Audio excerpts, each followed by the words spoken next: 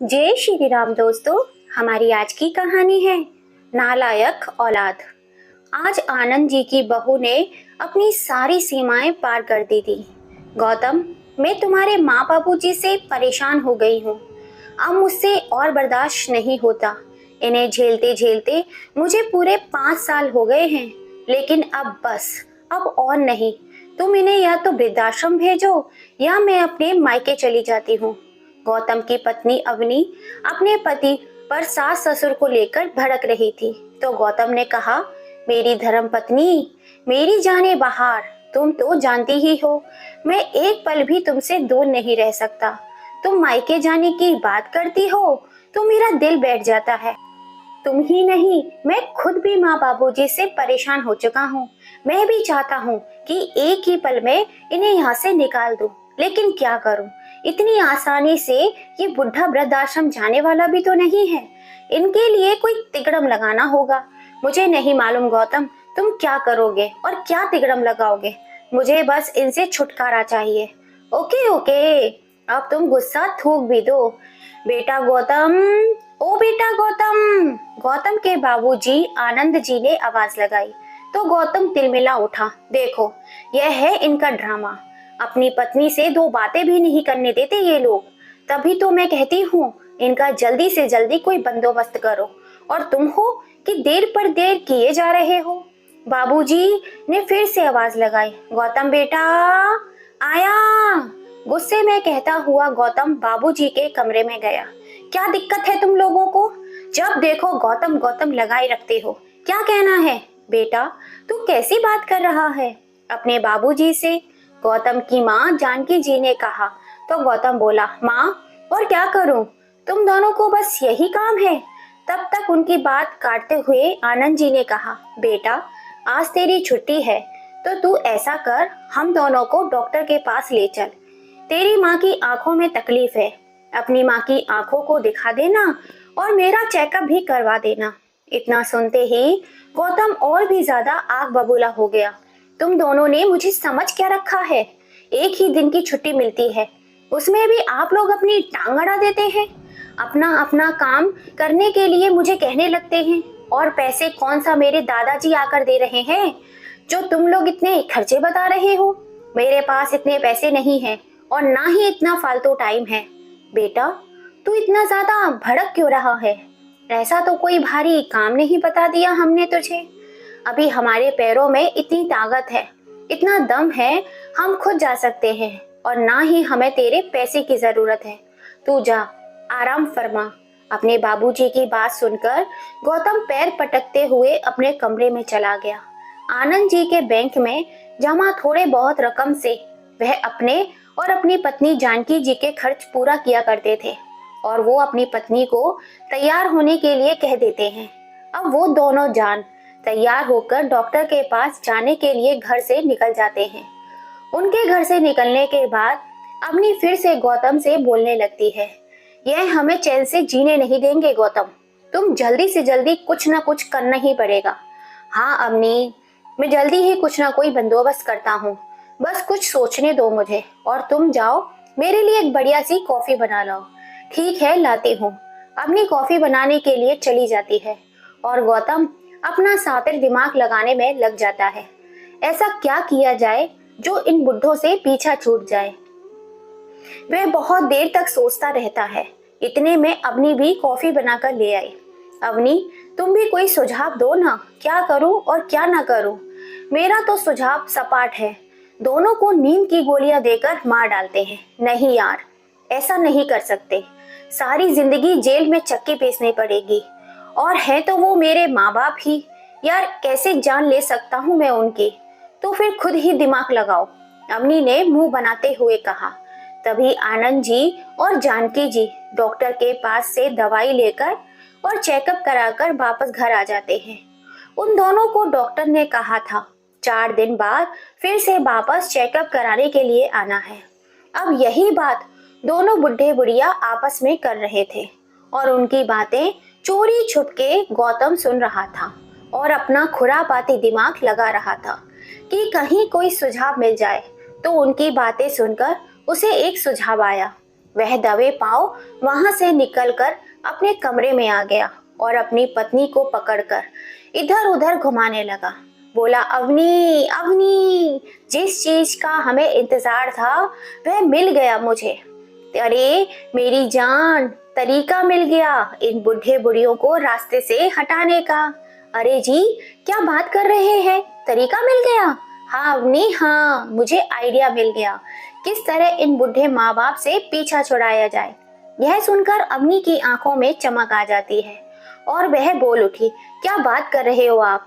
क्या आइडिया है, मुझे भी तो बताओ। गौतम ने अवनी के कानों में कहा तो अवनी बड़ी ही खुश हो गई। बस अवनी, अब तुम माँ बाप को बोतल में उतार लो और मैं भी आदर्शवादी बेटा बन जाता हूँ, फिर देखना तुम कमाल। ठीक है जी, आज से ही हमारा मिशन शुरू। दोनों ने हाथ मिलाया और अपने काम में लग गए। बाबूजी, मैं आपके लिए दूध लाई हूँ, गर्मा गर्म दूध है, ले लीजिए।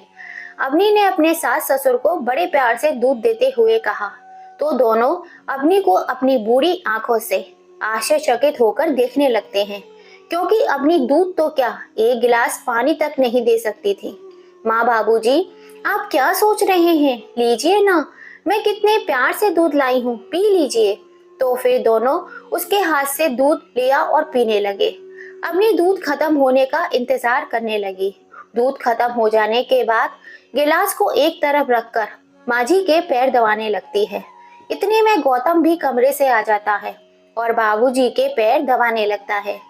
आनंद जी और जानकी जी बड़े ही आश्चर्यचकित होकर दोनों को देख रहे थे। उन्हें समझ नहीं आ रहा था कि ये क्या हो रहा है। अवनी और गौतम ने थोड़ी देर पैर दबाए, फिर माँ बाबूजी को सुलाकर चले गए और अपने कमरे में आकर बोले, बाप रे बाप, मैं तो पता नहीं कैसे बर्दाश्त कर रही थी।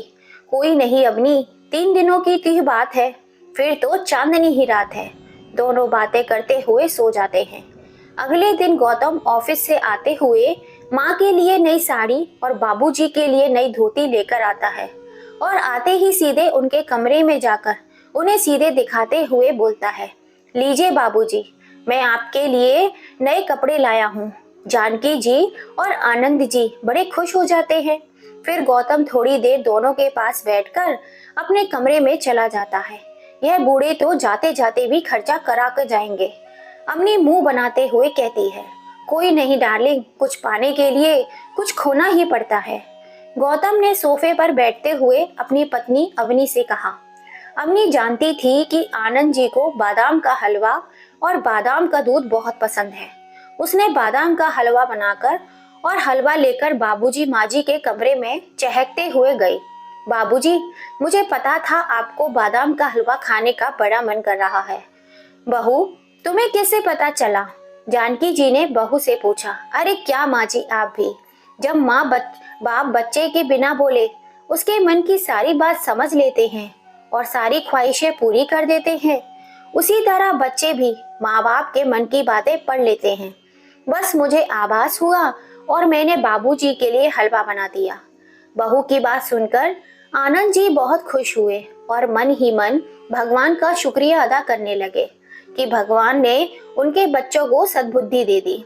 गौतम आनंद जी और जानकी का इकलौता बेटा था। आनंद जी प्राइवेट जॉब किया करते थे, इससे उनके घर का खर्च पूरा हो जाया करता था। और जानकी जी बहुत ही समझदार महिला थी। उनका घर बहुत ही छोटा था। अपने पति की कमाई से पाई पाई जोड़कर उन्होंने जमीन भी खरीद ली थी, जिस पर उन्होंने अपने सपनों का आशियाना खड़ा किया था। गौतम बहुत छोटा था। आनंद जी के पास ज्यादा आमदनी तो नहीं थी, लेकिन गौतम की पढ़ाई में उन्होंने कभी कोई कमी नहीं रखी थी। उसे अच्छे स्कूल में पढ़ाया, फिर एक अच्छे कॉलेज में पढ़ाया और उसकी बिजली विभाग में नौकरी लग गई। फिर उसके लिए लड़की ढूंढना शुरू कर दिया। रिश्तेदारों ने अवनी का सुझाव दिया तो अवनी गौतम और उसके दोनों माता पिता को पसंद आ गई। लेकिन उन्हें नहीं मालूम था कि मासूम से दिखने वाली अवनी इतनी क्रूर होगी। वह बात बात पर सास ससुर को ताने मारती और जरा सी रोक टोक पर पूरा घर सर पर उठा लेती थी। आनंद जी थोड़े गुस्से स्वभाव वाले व्यक्ति थे, परंतु जानकी जी उतनी ही ठंडी मिजाज वाली महिला थी। वह हमेशा अपने पति के गुस्से को शांत कर दिया करती थी। आनंद जी को अवनी पर बहुत गुस्सा आता था, लेकिन उनकी पत्नी जानकी जी उन्हें बड़े प्यार से हैंडल करती, उन्हें बड़े प्यार से समझाती। गौतम शादी से पहले अपने माता पिता की खूब सेवा किया करता था, उनकी बातें मानता था, लेकिन शादी हो जाने के बाद वह अवनी के रंग में रंग गया था। अवनी ने अपनी मीठी मीठी बातों से गौतम को अपनी तरफ कर लिया था, उसे अपने जाल में फंसा लिया था, जिससे कि गौतम हमेशा अवनी के गुणगान गाया करता था, हमेशा अवनी अवनी के नाम की रट लगाए रखता था। अवनी की बातों में आकर गौतम अपने माता पिता पर हमेशा ही भड़कता रहता था, उन्हें डांटता रहता था। और गौतम रिश्वतखोर व्यक्ति भी था। बिजली विभाग में होने का लाभ उठाना उसे अच्छे से आता था। जिस किसी के घर में वह एसी जैसे आधुनिक उपकरण देख लेता, बस कोई ना कोई बहाना बनाकर वह उन लोगों को परेशान करके उनको अपने पद का रौब दिखाकर बिना वजह जुर्माना वसूलने पहुंच जाता था। तो उसके बाबूजी हमेशा उससे बोलते थे, बेटा रिश्वत लेना पाप है, तुम रिश्वत मत लिया करो, जितनी चादर है उतने ही पैर पसार लिया करो। लेकिन गौतम अपने बाबूजी की बातों का विरोध करता, उनसे लड़ने लगता और कहता, मेरी खुशियों को देखकर आपको जलन होती है, आप नहीं चाहते कि मैं अच्छा जीवन अपनी पत्नी के साथ जीऊं, हमेशा खुश रहूं। आप हमेशा मेरी खुशियों के आड़े आ जाते हैं, आप बार बार मुझे रिश्वत को लेकर सुनाते रहते हैं, आपको क्या दिक्कत है, मैं कुछ भी करूं? गौतम के कटु वचन सुनकर आनंद जी गुस्सा हो जाते हैं और एक थप्पड़ खींचकर गौतम के गाल पर जड़ देते हैं। इस बात को लेकर गौतम अपने माता पिता से काफी परेशान हो चुका था, ऊपर से अपनी आग में घी डालने का काम किया करती थी। अब आनंद जी और जानकी जी की चुप्पी साधे हुए थे, क्या भी क्या सकते थे, लेकिन फिर भी माता पिता होने के नाते उनसे नहीं रहा जाता था बिना बोले। अपने बेटे की हरकतों को देखकर उन्हें टोक भी दिया करते थे। यह बात गौतम और अवनी को बहुत खलती थी, जिससे परेशान होकर वे अपने माता पिता को घर से बाहर निकालना चाहते थे। गौतम अब अपने माँ और बाबूजी की डॉक्टर की अगली विजिट का इंतजार करने लगता है, क्योंकि डॉक्टर ने उन्हें फिर से 4 दिन के बाद आने के लिए कहा था। जैसे ही 3 दिन बीते, गौतम रात में अपनी अगली पारी खेलने के लिए माँ बाबूजी के कमरे में गया और बोला, बाबूजी उस दिन ऑफिस के काम की वजह से मैं टेंशन में था, ना जाने टेंशन में मैंने आपको अनाप शनाप कह दिया, मुझे माफ कर दीजिए। कोई बात नहीं बेटा, ऐसा होता है, बोलकर आनंद जी ने उसे माफ कर दिया। फिर गौतम ने पूछा, बाबूजी आपको और माँ को डॉक्टर के पास वापस कब जाना है? बेटा कल ही बुलाया है डॉक्टर ने, जानकी जी ने अपने बेटे को जवाब दिया। गौतम माँ के हाथ पर अपना हाथ रख कर बोला, माँ आपको और बाबूजी को कल मैं खुद डॉक्टर के पास लेकर जाऊंगा, लेकिन मैं इससे पहले आपको भगवान जी के दर्शन कराना चाहता हूँ, आप लोगों को मंदिर ले जाना चाहता हूँ। मेरा एक दोस्त बता रहा था कि पास में ही एक अच्छा मंदिर बना है, पहले हम लोग घूमने चलेंगे, फिर वापस आते वक्त डॉक्टर को दिखा देंगे, या फिर पहले डॉक्टर को दिखा देंगे फिर बाद में दर्शन करने चलेंगे। माँ बाबूजी यह सोचकर बड़े ही खुश हो गए। चलो भगवान की दया से बेटे और बहू को अकल आ गई। अगले ही दिन गाड़ी में बैठकर सब लोग निकल गए, जिससे कि माँ बाबूजी को शक न हो। गौतम पहले उनको डॉक्टर के पास ले गया और दवाई दिलवाई। दवाई दिलाने के बाद गाड़ी को हाईवे की तरफ मोड़ लेता है। वह लोग काफी दूर निकल गए थे। अवनी को, जो सारे प्लान में अपने पति का साथ दे रही थी, नाटक करते हुए बोली, जी काफी देर हो गई है, अब तक पहुंचे क्यों नहीं है हम लोग मंदिर? जानकी जी और आनंद जी भी बार बार गौतम से पूछे जा रहे थे। गौतम बोला, लगता है गलती से हम हाईवे पर आ गए हैं। तभी गाड़ी धड़ धड़ की आवाज करके रुक जाती है, जो कि उनके प्लान का ही एक हिस्सा था। गौतम परेशान होने का दिखावा करने लगता है और वो अपने माँ बाप को दिखाता है कि गाड़ी खराब होने से वह कितना परेशान हो गया है। वह नीचे उतरकर बोनट को खोलकर चेक करने लगता है और नाटक करने लगता है। फिर जोर से बोनट को पटकता है। फिर अवनी और अपने माँ बाबूजी से कहता है, गाड़ी खराब हो गई है लगता है, मैकेनिक को बुलाना ही पड़ेगा। मैं आसपास देख कर आता हूँ, आप लोग यहीं रुको। यह कहकर गौतम जाने लगता है। तभी जानकी जी कहती है, बेटा रास्ता बड़ा ही खतरनाक लग रहा है, आराम से देख कर जाना। ठीक है माँ, बोलकर गौतम वहां से चला जाता है और थोड़ी ही देर बाद इधर उधर से घूम घाम कर वापस चला आता है। आने के बाद नौटंकी करता हुआ बोलता है, माँ बाबूजी, यहाँ पर तो दूर दूर तक कोई चिड़िया का बच्चा भी नहीं दिख रहा। अब क्या होगा जी, रात भी बहुत होने को आई है। अवनी डरते हुए पूछती है, देखता हूँ थोड़ा बहुत साथ दे दे ये खटारा गाड़ी तो हम जाकर मैकेनिक तक पहुँच सके। मैकेनिक तक पहुँचकर गाड़ी ठीक करवा सकते हैं। फिर वे अपने माता पिता से कहता है, बाबूजी आप लोग हमारा यही इंतजार करिए, हम गाड़ी को किसी तरह खींचकर ठीक करवा कर आते हैं। जानकी जी और आनंद जी बहुत डर गए थे और कहने लगे, बेटा यह रास्ता बहुत ही ज्यादा खराब लग रहा है, बहुत ही सुनसान है, इधर आसपास घना जंगल भी है, तुम अपना ख्याल रखना और जल्दी ही वापस आना। जी बाबूजी, हमें जल्दी ही वापस आऊंगा। इतना कहकर गौतम और अपनी गाड़ी को जबरदस्ती धकेलने का नाटक करते हुए अपने बूढ़े माँ बाप को ऐसी सुनसान हाईवे पर अकेले छोड़कर चले गए। अवनी चहकती हुई कहती है, चलो आखिर पीछा छूटा इन दोनों बुढ़े बुढ़िया से, अब जाकर मुझे सुकून मिला है। गौतम अवनी के गाल को खींचते हुए कहता है, डार्लिंग अब तो खुश हो ना तुम? हाँ जी, अब तो मैं बहुत खुश हूँ। इधर जानकी जी और आनंद जी को सुनसान हाईवे पर अपने बेटे का इंतजार कर रही थी। काफी देर हो जाती है लेकिन गौतम कहाँ आने वाला था। काफी देर से दोनों माँ बाबूजी परेशान थे।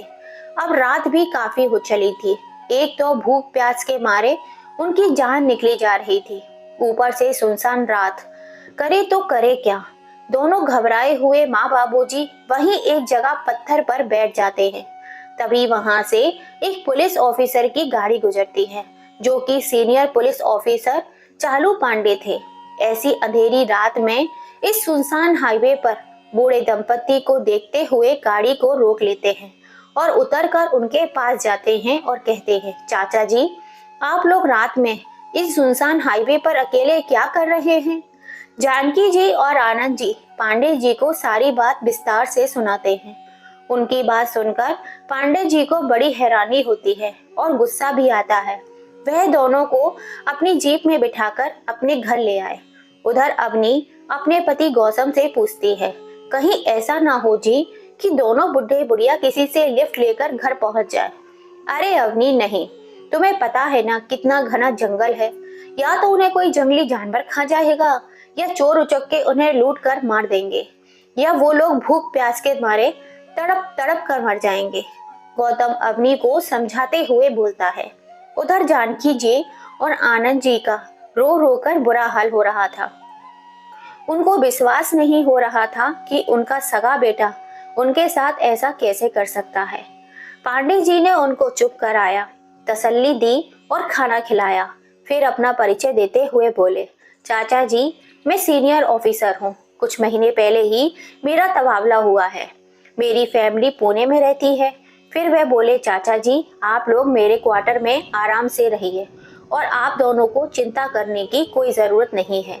ऐसी संतान के साथ रहने से अच्छा है आप यहाँ मेरे क्वार्टर में मेरे साथ रहें, जब तक चाहे आराम से रहें। ऐसे नालायक बेटे बहू का कोई भरोसा नहीं है। जानकी जी और आनंद जी का रो रो कर बुरा हाल हो रहा था, परंतु आनंद जी अपनी पत्नी के लिए खुद को संभालते हुए आंसू को साफ करते हुए पांडे जी से कहते हैं, अपने इकलौते बेटे के लिए हमने क्या क्या नहीं किया, कभी कोई कमी नहीं होने दी। थोड़ा सा भी सर्दी जुकाम होता तो उसकी माँ पूरी रात जागते हुए निकाल देती थी। अपनी इच्छाओं को मारकर उसकी सभी इच्छाओं को पूरा किया। ना जाने हमारी परवरिश में क्या कमी रह गई थी जो उसने ऐसी हरकत हमारे साथ की। आनंद जी फिर बोले, बेटा मैं भी पढ़ा लिखा हूँ, एक शिक्षित नागरिक हूँ, मैं भी ऐसे चुपचाप बैठने वाला नहीं। ऐसी संतानों को सबक सिखाना जरूरी है, वरना हमारे समाज का नैतिक पतन होने से कोई नहीं रोक सकता। पांडे जी भी यही चाहते थे कि गौतम और अवनी को उनके किए की सजा जरूर मिले। पांडे जी आनंद जी और जानकी जी से कहने लगे, चाचा जी, सजा देने के लिए मैं उन्हें कुछ भी सजा दे सकता हूँ, पकड़कर सीधा जेल में भी डाल सकता हूँ, परंतु वह दोनों आपके अपराधी हैं, इसलिए आप मुझे बताइए कि आप लोग क्या चाहते हैं। पांडे जी की बातें सुनकर जानकी जी और आनंद जी दोनों बोलते हैं, बेटा, सबसे पहले हमें हमारा घर वापस चाहिए।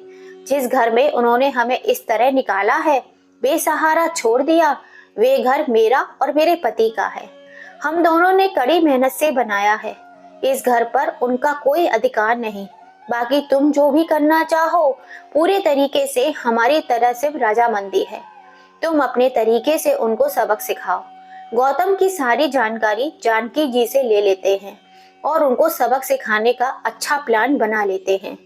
पांडे जी के यहाँ जो मेड काम करती थी, पांडे जी ने उन्हें आनंद जी और जानकी जी का ख्याल रखने के लिए कहकर वहां से चले जाते हैं और अपनी ड्यूटी के लिए निकल जाते हैं। कुछ दिन में वे गौतम के विरुद्ध एक नोटिस तैयार कराते हैं और पोस्ट के जरिए घर भेज देते हैं। इसी बीच गौतम में आस पड़ोस के लोग उसके माता पिता के बारे में पूछते हैं कि वो आजकल दिखाई क्यों नहीं दे रहे, तो गौतम बहाने बनाता हुआ कहता है, वह लोग चारों धाम की यात्रा के लिए गए हुए हैं, इसीलिए नहीं दिख रहे हैं। रविवार का दिन था। गौतम अपनी पत्नी अवनी के साथ घर पर पार्टी कर रहा था। दोनों अपने दोस्तों के साथ लाउड म्यूजिक बजाकर नाच गा रहे थे। तरह तरह के अच्छे अच्छे व्यंजन टेबल पर सजाए हुए थे। दोनों बहुत खुश थे, परंतु नोटिस मिलते ही जैसे उनकी खुशियों पर ग्रहण लग गया और नोटिस पढ़ते ही दोनों लोग बौखला जाते हैं। नोटिस में लिखा था, यह घर सरकारी प्रॉपर्टी पर बना हुआ है। इसको खाली करने के लिए सरकार की तरफ से कुल 10 दिनों का समय दिया गया। गौतम नोटिस मिलते ही सरकारी कार्यालयों में चक्कर काटने लगा, वकीलों से जाकर मिलने लगा, परंतु कोई बात नहीं बनी, क्योंकि भगवान भी ऐसे लोगों का साथ नहीं देते। और फिर पांडे जी ने भी तिगड़म ही कुछ ऐसा लगाया था। अब करे तो क्या करे। जब घर खाली करने में 3 दिन का समय बचा था, तो पांडे जी खुद चलकर गौतम के घर पहुंचे और एक बार फिर से 3 दिन के अंदर घर खाली करने को कहा। गौतम और अवनी ने तिगड़म लगाने की बहुत कोशिश की ताकि उन्हें अपना घर खाली ना करना पड़े। आखिरकार 3 दिन के भीतर गौतम और अवनी को अपना घर खाली करना ही पड़ा और किराए के मकान में जाकर रहना पड़ा। घर खाली हो जाने के बाद पांडे जी आनंद जी को सम्मान के साथ उनके घर छोड़कर चले जाते हैं। उधर अवनी और गौतम घर छोड़ देने पर काफी दुखी थे। किराए के मकान में आने पर अवनी गौतम के बीच झगड़े होने लगे। अवनी अपने पति से कहती है, मेरे बस का नहीं है इस सड़े हुए घर में रहना। आपको रहना है तो रहो, मुझे मेरी मम्मी के घर छोड़ दो। इतनी गर्मी में मैं एसी के बिना बिल्कुल भी नहीं रह सकती। अवनी पैर पटकते हुए कहती है, तुम तो ऐसे कह रही हो जैसे मैं तो यहाँ बड़ी खुशी से रह रहा हूँ। कुछ दिन का सब्र कर लो, मैं देखता हूँ क्या होता है। बात करता हूँ कुछ अच्छे वकीलों से। भाई, हमें नोटिस सरकार की तरफ से मिला है, हमें सरकार के विरुद्ध खड़ा होना पड़ेगा। इसके लिए हमें अच्छे वकील की जरूरत पड़ेगी।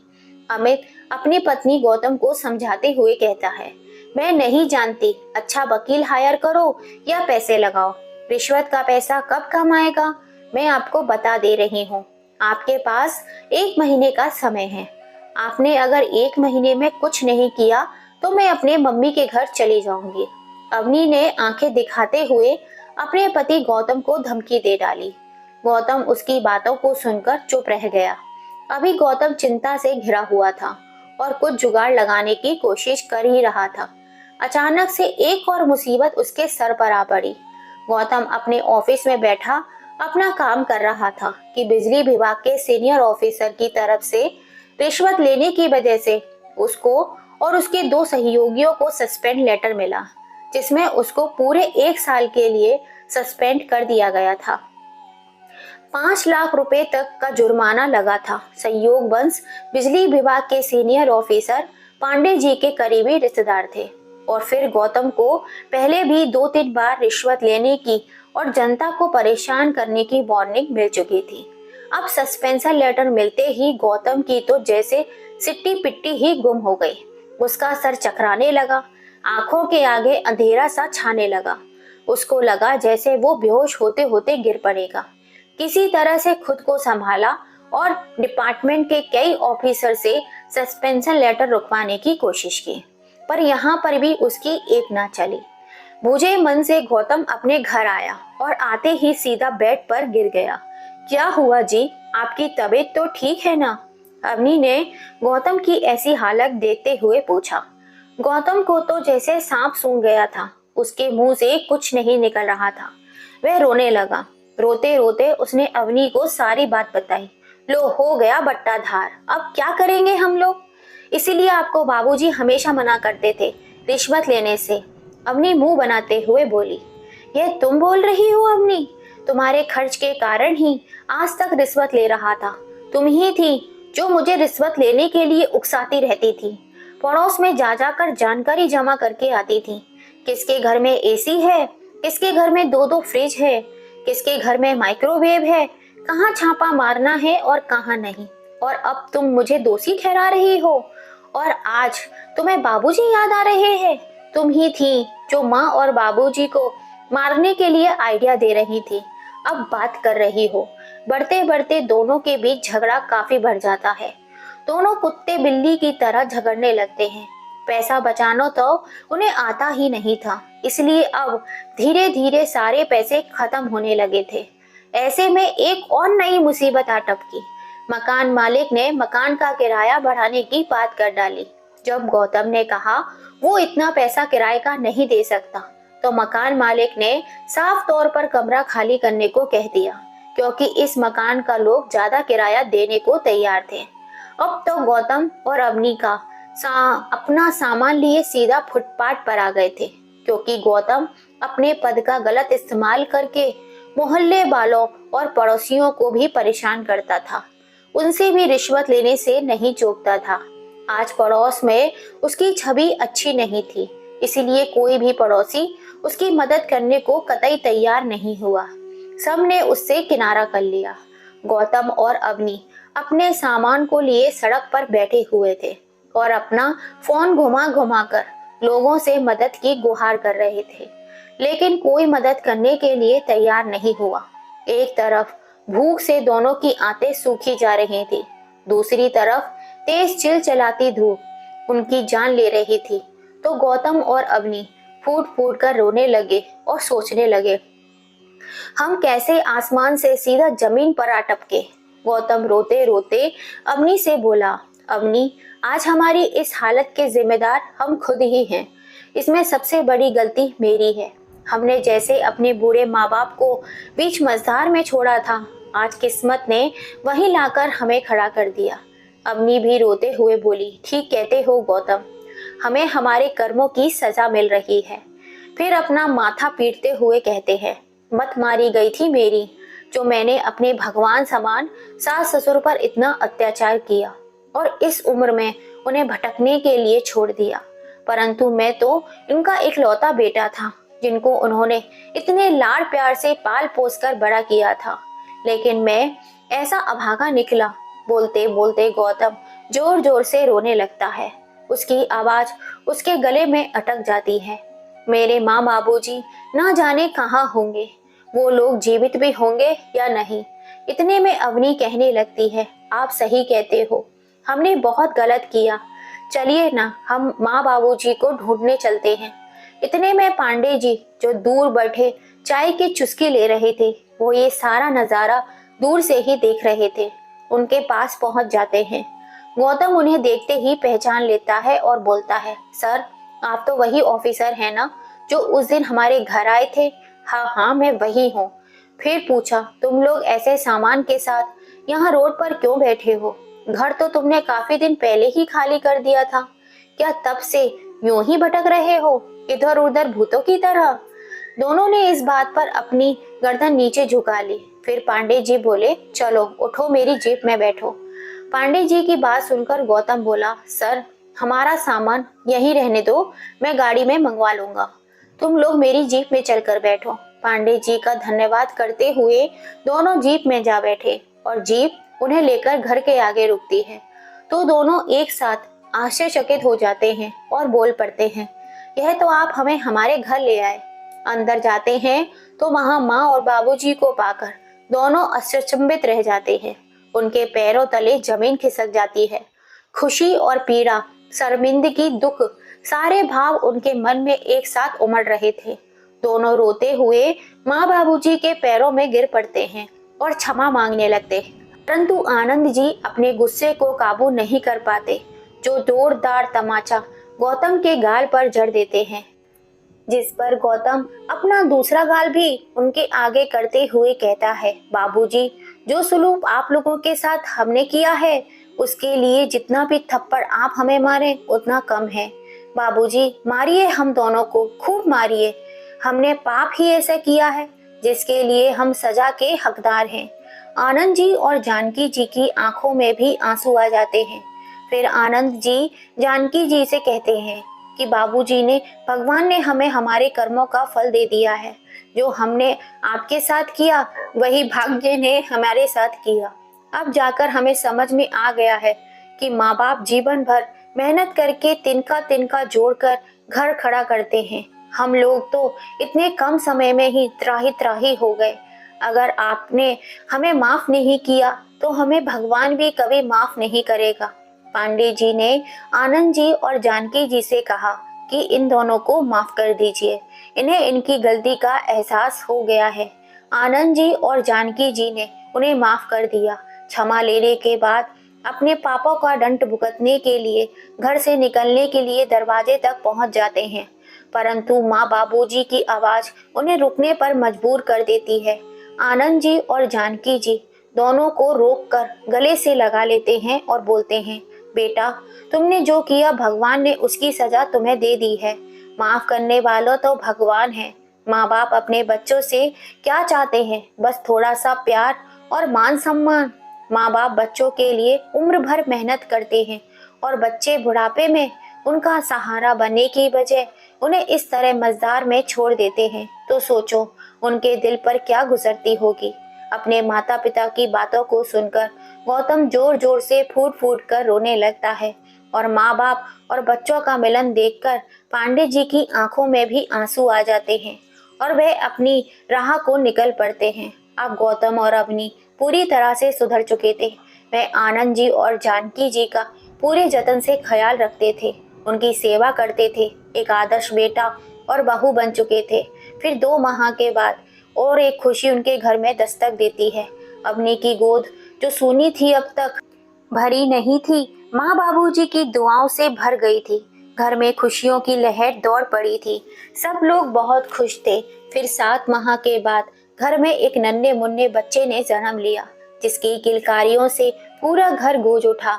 अब आनंद जी और जानकी जी अपने पोते को देख देख कर जीते हैं और भगवान का शुक्रिया अदा करते हुए नहीं थकते। दोस्तों, बेटे बहू को सही रास्ते पर लाने के लिए पिता ने जो कदम उठाया वह सही था या गलत, कमेंट करके ज़रूर बताइएगा। कहानी पसंद आई हो तो ज़्यादा से ज़्यादा इसे अपनी फैमिली फ्रेंड में शेयर कीजिएगा और अभी तक लाइक एंड सब्सक्राइब नहीं किया है तो जल्दी से कर लीजिए।